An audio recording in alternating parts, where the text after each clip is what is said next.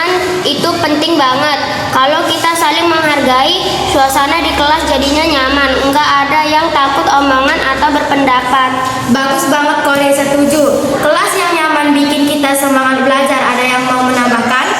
Kalau kita menghargai teman, kita juga bisa punya banyak teman. Misalnya waktu kemarin aku bantu Lala ambil pembaris yang jatuh, dia bilang terima kasih dan itu bikin aku senang.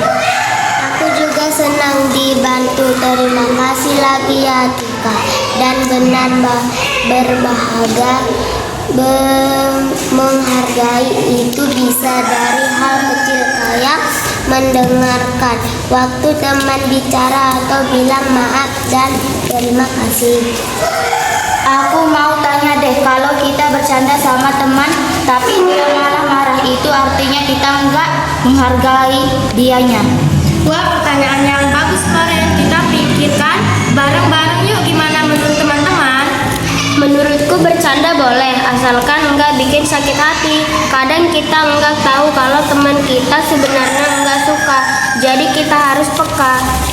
Betul, kalau kita menghargai perasaan teman, kita bisa tanya, kamu enggak apa-apa enggak kalau aku bercanda begini, itu lebih sopan dan hati-hati.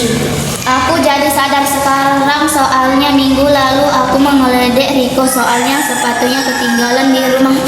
Ternyata dia malu banget. Maaf ya Riko. Nggak apa-apa Budi, aku tahu kamu cuma bercanda.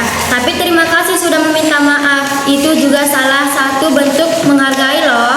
Wah, kita belajar banyak hari ini. Bukan cuma soal menghargai, tapi juga cara bicara yang baik kalau mau mengingatkan teman. Iya, apalagi kalau teman kita salah.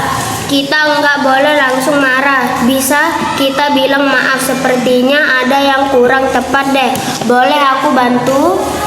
Dan kalau kita dihargai, rasanya hangat di hati. Jadi kita pun pengen berbuat baik-baik.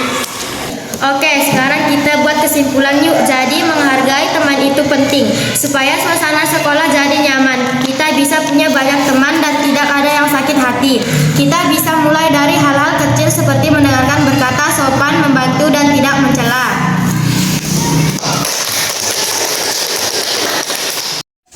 Jadi adik-adik, kesimpulan dari diskusi kita hari ini, menghargai teman itu penting.